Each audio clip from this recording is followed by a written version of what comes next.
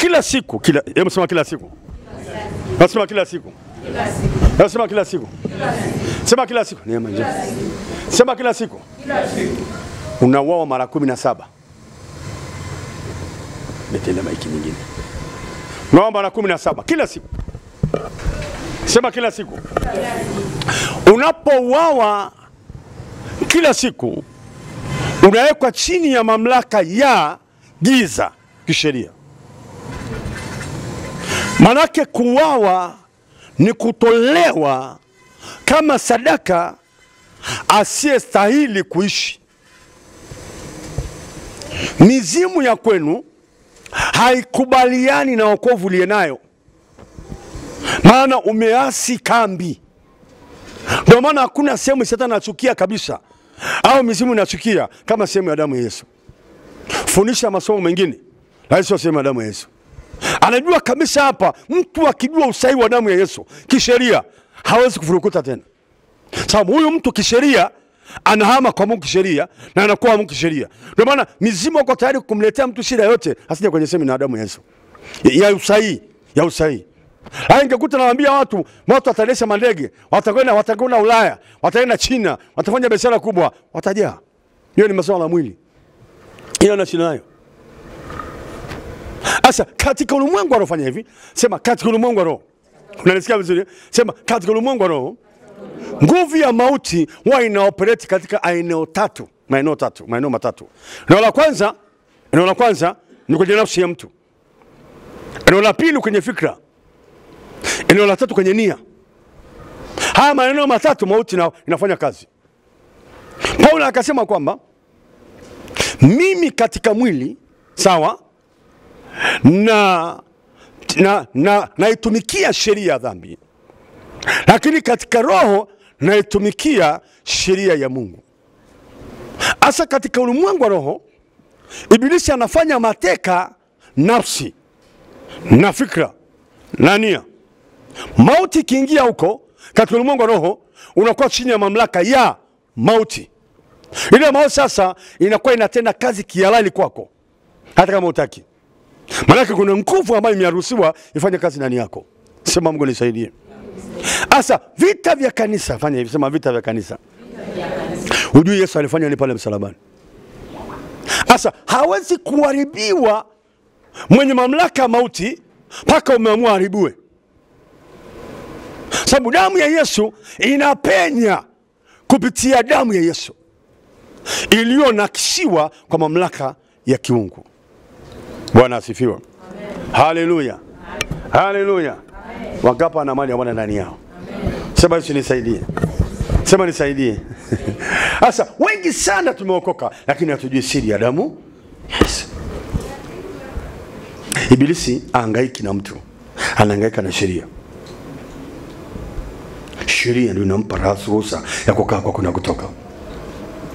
Hata siku moja Ibilisi acheze na mtu, anacheza na sheria. Na anajua hayo maeneo yote imeandikwa sheria ya kupita na kutoka. Unaweza kujikuta ni kweli umeokoka, hai kuna vitu vya shirikia. Alafu unasema kama umeokoka kabisa, inakuwaje mauti ni kamati? Hapana, inamkamata kwa sababu yuko kwenye ratiba ya mauti. Yesu alipoambiwa kwamba Herode anakutafuta kukua, alisema umwambieni mbwa, nitahubiri leo na kesho, alafu nikimaliza nitaondoka salama. Sasa akamwambia wanafunzi wake, mimi saa yangu bado, saa yenu yuko saa yote. Yani mimi saa yangu bado, lakini saa yenu iko saa yote. Sababu unapokuwa chini ya mamlaka giza, saa mauti yako iko saa yote. Inakuwaje aseme saa yako iko saa yote? Sasa katika ulimwengu wa roho, tunaposhiriki damu ya Yesu, fanya hivi, sema damu ya Yesu. Tunashiriki nguvu ya mauti yake. Ile nguvu ya mauti yake inaharibu nguvu ya mauti. Sasa ile nguvu ya mauti inakuwa haina tena mamlaka ya kutawala kisheria. Sababu Yesu hajatoa asili ya malaika, alitoa asili ya roho. Bwana mseme amen jamani. Alitoa asili ya nini? Ya roho. Kwa Yesu sio malaika, wala fanana na malaika kabisa. Hiyo ndio kabisa. Maana yake unajua kuna kipindi nilikuwa naomba sana. Nilipokoka ilikuwa mbishi na imenisaidia kidogo, lakini usio kwa mbishi maana utapigwa. Lakini mimi imenisaidia kwa sababu ubishi wangu ilikuwa ni nisije nikaingia sehemu ambayo itanigharimu. Sababu najua kabisa habari ya kumtumikia Mungu, tumishi wa Mungu ni mgumu kuliko kila kitu. Na mimi nilikuwa nafanya biashara. Na biashara ananiita ananiambia nitumikie. Na nafahamu na gharama iliyopo humo. Na nafahamu watumishi wengi walikuwa kwenye hali ngumu wakati wa miaka yetu tulipookoka. Watumishi walikuwa maskini kabisa. Sio leo tulipovunja wengine wamekuwa matajiri haraka haraka. Ilikuwa hamna chochote kwetu kipindi kile. Yaani ukiwa mtumishi wa Mungu wewe ni mtu tu wa kuteseka. Unavaa kiatu cha nikushone, alafu nguo kaukani nikufae. Suti moja, hiyo ndio maisha. Mapili ukaseme Bwana asema, hiyo imetoka. Nikamwambia Mungu mimi sitaki vitu. Na nipotezea muda. Uko mimi natamani nitoke kwenye giza na nipeleka kwenye giza. Haiwezekani. Yesu alichoniambia, ingia lakini ujue kama kwangu kuna umaskini. Hao unaoona sikuwaita, waliingia wenyewe. Nikamwambia Mungu, mimi hapana. Niko tayari kufanya kazi yako. Nitawatuza hata watumishi wako. Nibariki. Nitawatunza. Hadi kajitoa kabisa hapo kwenye utumishi. Nibariki. Sasa baadaye ningangania.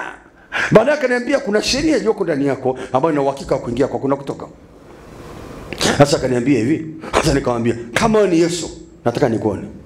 Mimi nasema hivi, alama za vidole unazo mpaka leo. Alafu na msumari na alama ya msumari unayo miguuni na mkuki kwenye una alama ya mkuki kwenye ubavu. Nataka nione. Nje hapo sikubali. Mimi nimesikia tu sauti, sitaki nione. Sitaki nisikie tu sauti, nataka nione aliyeniita yu hai. Kweli Biblia inavyosema kweli ana alama mpaka leo. Na alama msumari anayo mpaka leo ipo. Nikakaa siku ya kwanza, siku ya pili. Nikakaa mpaka saa 6 nasubiri Yesu atokee. Nikamwambia atokeage namna hii. Nikalala. Nilipolala kuna gari ambayo tulikuwa waimbaji walikuwa wanaingia, wengi walikuwa naimba. Waimbaji wengi walikuwa nasifu kwenye gari kweli. Wangapi walikuwa nafahamu ile magari inaitwa Chai Marage. Wangapi wanakumbuka? Walikutana na magari zamani. Mbona mnaishi basi mkono mkono. Wangapi walikutana na magari zamani? Chai Marage ndio ile nani ni kama kenta imepasuliwa hii kiti unakaa hii mnaangaliana hivi. Ilikuwa Zanzibar na filamu miaka ya juzi ilikuwa Zanzibar tu magari. Sasa hayo magari ni watu walikuwa nasifu. Walikuwa nasifu sana. Na nyingine ilikuwa ni yale DCM yale. Nafahamu yale DCM yale. Ile imekuja kama Costa. Mengine alikuwa manne. Sasa nikataka niandie ile gari, tulikuwa watatu. Nikamwambia Yesu gari yako. Yesu gari yako. Sababu nimefurahia jinsi watu walikuwa naimba. Nikamwambia huko sio kwako. Wale ni wengine. Wewe ni wewe. Baada ya dakika kadhaa Yesu akatokea. Amekaa kwenye gari ya wazi. Amevaa tinted kwenye miwani, yani tinadile mle miwani meusi ile. Alafu sasa macho yake ni miali ya moto. Alafu akashuka akaniambia angalia ni mimi. Akanionyesha mkono, ni mimi. Ubavu ni mimi. Miguu ni mimi. Nikasema ni Yesu, namkubatia. Nimeingia kwenye gari. Sasa akaniambia ingia, lakini hizo sherehe. Neno moja tu. Sio nini? Sherehe. Sio raha kama unaofikiri. Kuna vitu utakutana naye. Nikasema nimekutana na Yesu. Haleluya, ilikuwa raha hiyo. Nikazinduka nikasema asante Yesu, nikaruka. Haleluya Bwana. Sasa nilichokuwa natafuta ni kitu gani? Je, huyu Yesu anaitwa yu hai milele? Yu hai kweli? Au ni maandiko tu yameandikwa? Mimi nisaidia kwa sababu nilikuwa nataka nione kabisa katika roho kwamba ninapoingia huku nimeshajitwini. Nimeingia kwa akili zangu mwenyewe. Nitakachokutana nacho nitapambana nacho. Unasemea mimi jamani? Ndio maana nilikuwa natafuta ukweli. Lengo langu nitakachokutana nacho katikati ya wanadamu nisivunjike moyo. Lakini wakati sasa Yesu aliponitokea nikaanza kusema nataka nione kuzimu, nataka nione mbinguni, nataka nione paradiso, yote yamenionyesha yote pi. Ile moto nimeona ilivyo. Na kuzimu nimeona kulivyo. Na nimeona ile mbingu kulivyo uzoni namna hii. Yote kule nimeona. Lengo langu nataka itudhibitisho. Mimi najua nawaelekeza watu mahali gani. Sio naelekeza watu hapana. Usema ipo. Sitaki hewa, nataka ukweli. Sema amina. Sasa ile imenisaidia. Ndio maana leo hata watu wakipinda, mimi sipindi, mimi nimenyoka. Kwa nini? Nimekutana na Yesu mwenyewe. Yule aliyeniambia ameharibu nguvu ya mauti, yu hai ndani yangu. Ameharibu mamlaka ya mauti, yu hai ndani yangu. Damu yake ya thamani imenipa kuishi maisha ushindi sasa na hata milele. Sema amen. Sema Yesu nisaidie. Sema Yesu nisaidie. Kwa nini unakuta saa nyingine mnatazama kwa nje mnatufananisha? Mimi sifanani. Mimi nimekaa kwenye nafasi yangu. Lakini nimekaa kwenye nafasi yangu ambayo Yesu ameniita. Nimewahi kuletea shida kwenye nafasi, wewe unashughulikiwa. Sasa nimekaa kwenye nafasi. Hii huduma sijajiita. Na kazi sifanye kwa akili zangu. Nafanya kwa jinsi ninavyoelekezwa. Na nikifanya kwa jinsi ninavyoelekezwa, mimi na thawabu mbinguni. Bwana asifiwe.